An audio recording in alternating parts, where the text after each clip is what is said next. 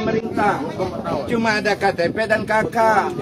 Kami mau menyuarakan. Terjawablah pertanyaan saya. Ternyata semua penduduk daripada 16 desa di daerah Rempang dan sekitarnya, mereka semua memiliki KTP dan kartu keluarga. Jadi gimana bisa mereka dicap sebagai manusia gelandangan yang seperti orang hutan yang menduduki wilayah yang dimiliki oleh investor? Aneh sekali. Satu investor mengusir puluhan ribu orang. Apakah itu gimana ya? Apakah itu normal? Investor dari negara lain pula, orang asing mengusir warga lokal. Itu mengerikan banget. Ya, kalau ada kartu keluarga, ada kakak dan ada sekolah. Kalau ada sekolah, ada PNS, ada guru yang ngajar di situ. Kalau ada sekolah, siapa yang ngajar? Nyemot. Siapa yang ngajar di situ? Oke, honorer. Tapi pasti juga ada PNS di situ. Kalau kita bicara ketua RT, lurah, itu juga bagian dari pegawai negeri yang diutus, yang terlibat dalam sistem pemerintahan. Apalagi kalau pernah terjadi pemilu di situ, buka TPS, dan mereka anggotanya lebih dari 15.000 penduduk. Lumayan. Mereka harus coblos dan diarahkan untuk mendukung salah satu caleg. Karena untuk dapat posisi DPRD minimal 12.000 suara. Lumayan. Gak mungkin warga-warga ini tidak dikampanyekan. Tidak mungkin. Makanya kita lacak jejak digital. Apakah pernah terjadi pemilu di situ? Dibuka TPS.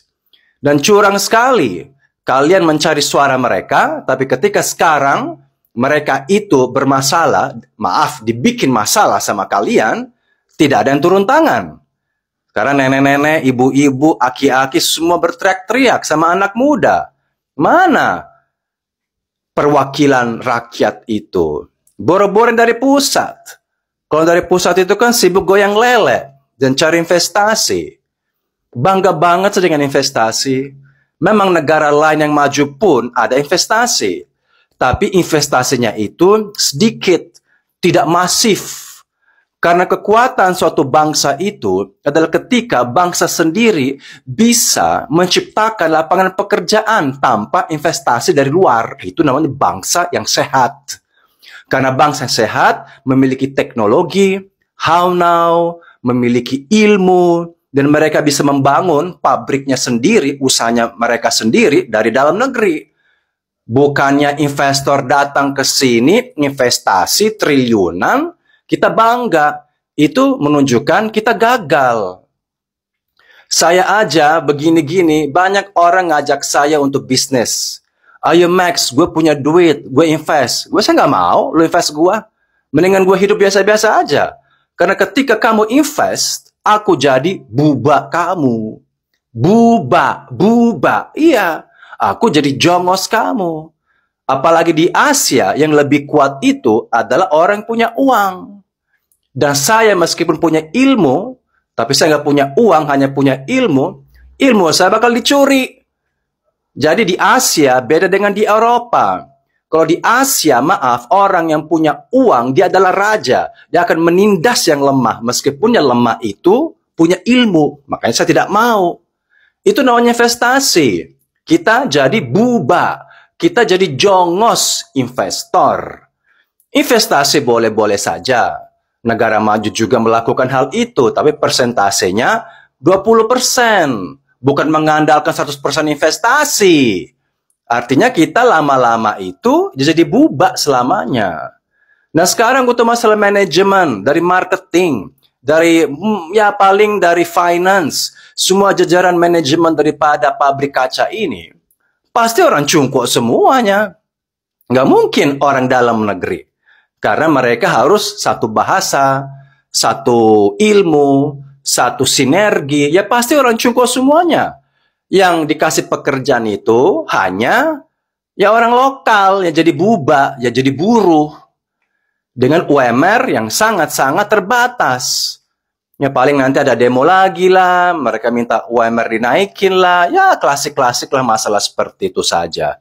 Dan apakah ada jaminan bahwa nanti hanya penduduk Pulau Batam dan sekitarnya akan mendapatkan pekerjaan.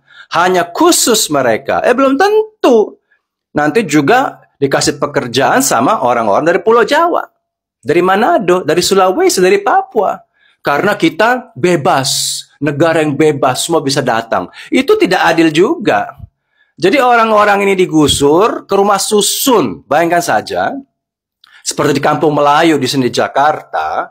Yang mereka terbiasa hidup di alam bebas. Lihat pohon. Mereka bisa bertani, mereka bisa mancing, cari ikan, tiba-tiba di rumah susun. Itu kan orang bisa bunuh diri. Itu bisa gila. Satu petak lo lagi di mana lo tidur, makan, berak satu tempat. Itu pun butuh proses. Apalagi apakah ada lift di situ? Yang nggak ada lift juga. Orang tua harus naik 5 lantai. Memang ada rumah susun 1 lantai, minimal 5 lantai ke atas. Ke rumah susun di Jakarta itu, ya, dan orang tua harus naik sampai lantai 5, itu juga nggak dipikirkan karena tidak ada rasa kemanusiaan. Masa saya harus ngomong kayak gini? Saya ngomongnya itu fakta loh, lapangan loh, bukan halu-halu ideologi tinggi-tinggi. Ya, jadi jangan bangga investasi. Buktinya ratusan tahun itu Freeport. Apakah memberikan dampak yang luar biasa kepada Konoha? Tidak. Batu bara dibeli, investasi emas, apa segala macam. Apakah rakyatnya jadi makmur? Enggak juga kok. Yang makmur kan tetap segelintir orang yang pegang saham, ya, 9 cacing pita itu. Jadi ya sudahlah.